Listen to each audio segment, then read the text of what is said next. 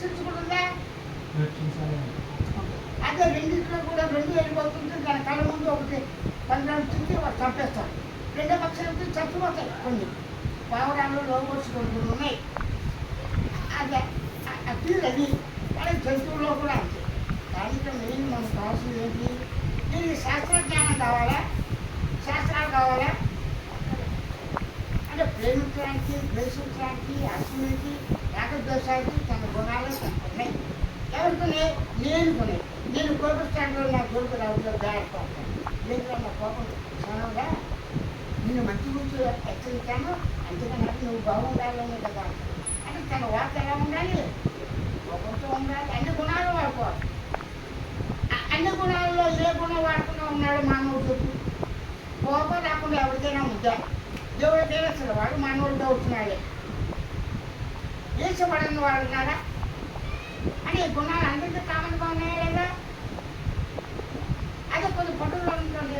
విశ్వామిత్రుడు కోపం వచ్చేస్తుంది, నేను జయించాలి ఆయన తపస్సు చేశాడు. ఆయన విషయం అందరూ కూడా ఒక తపస్సు చేశాడు, ఈశ్వరు ప్రత్యక్షాడు. కానీ నేను చేసే గవర్నమెంట్ ప్రభుత్వం అగ్ని ముందు కూర్చుని చేసి వాడు సామర్థ్యం వెంటనే వాడి వయసు నశించిన వంశం పెరగడం తదాసు ఆయన తదాసు అర్థమే. కాబట్టి మనకి ఏంటి? ఏ శాస్త్ర జ్ఞానంతో లేకుండానే ప్రకృతిలో పెట్టి ప్రకృతిని నడవడం గమనించి నడుస్తాం. పిల్లలు చూడండి, పక్షి ఎత్తుంటే అంటే మనకి ఏది నేర్పుతుంది? ప్రకృతి అవసరాలు చేశాను. దేవుడు ఉన్నాడనేది మానవులందరికీ అవసరమా?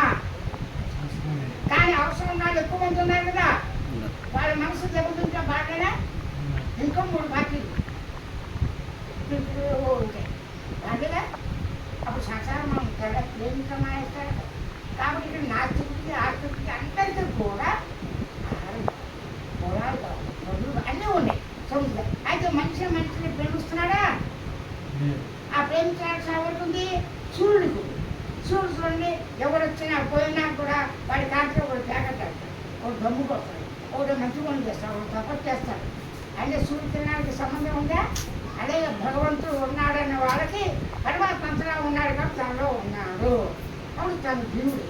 దేవుడు లేడు, ప్రకృతిగా నువ్వు సృష్టించలేదు, నేను సృష్టించలేదు. అప్పుడు ప్రకృతి ఉంది కదా, ప్రకృతి ఎలా పుట్టిన మూలాలు ఎత్తకూడదు, మన వల్ల కాదు. కానీ ప్రకృతి ఉంది, ప్రకృతి ఉంది.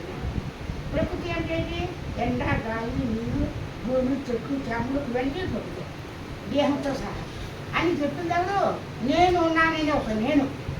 ఆ నేను అంటే ఏంటి? ఆ నేను తెలుసుకోవడానికి ఏం కావాలి? శరీరం ఉంది. ఒక జంతువు దగ్గర ఒక చిన్న కథ కూడా కాదు. ఒకసారి ఒక ఈగ ఏం చేసింది, వెళ్ళిపోతూ అక్కడ పేరు మర్చిపోయింది. ఎక్కడో చెట్టు దగ్గర ఏదో ఏదో గుర్రం దగ్గర ఆవు నా పేరు ఏంటంటే నాకు తెలియదు దోన్నాడు. ఇలా వెళ్ళి చిన్న గుర్రం దగ్గర వచ్చింది. గుర్రం నా పేరు అంది. నా పేరు ఈగా అంది. నేను మనిషి అని చెప్పి సిగ్గు సరే లేకుండా ఎవరైనా అడుగుతాడా? ఆకలి వేసిందని బయట అడుగుతాడా? కారణం ఏంటి?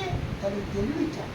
ఆ తెలుగులో జ్ఞాపక లక్షణం ఉంది, తెలుగు లక్షణం ఉంది, గమనించే లక్షణం ఉంది, శక్తి లక్షణం ఉంది, అనుభవంలో ఉంది. నేను లావైపోయాను, గ్యాస్ అయిపోయింది అని అనుభవం కదా. అనుభవం లేకుండా గ్యాస్ గుర్తించగలవా? నీళ్ళు విరోచన అవుతుంది, జిల్లు విరోచన అవుతుంది, లేకపోతే ఆహారం తినేసామా నోటితో మండిపోతుంది, కారం ఎసిడిటీ వచ్చింది, ఇది ఇంకా ఇది ఎముక ముందు లేచింది, ఇది లేకపోతే క్యాన్సర్ ఏమిటి అన్నీ నీకే తెలుస్తున్నాయి కదా అని తెలుగు ఉంది. ఆ తెలుగు లక్షణం సహజంగా ఉంది అంతే. ఆ తెలుగుని కనిపెట్టి అంటే తెలుగు ఉంటే నేను కనిపెడతాను వెతుకుతావా? చూద్దాం. ఈ శరీరం ఎక్కడుంది? నేను ఉన్నాను, నేనుకే ఉంది శరీరం. అయితే నేను ఫోటో తీయగలవా? శరీరాకారంగా అంటే నేను ఉంది శరీరాకారంగా. మరి శరీరం ఎలా ఉంది? నేనుతో. నేను ఎలా ఉంది? ఎరుక, కాన్షియస్, తెలుగుతుంది. ఆ తెలుగుతో ఉన్న సర్వం కూడా తెలుగు లేదు. ఆకారం లేదు, వెతులు కాదు,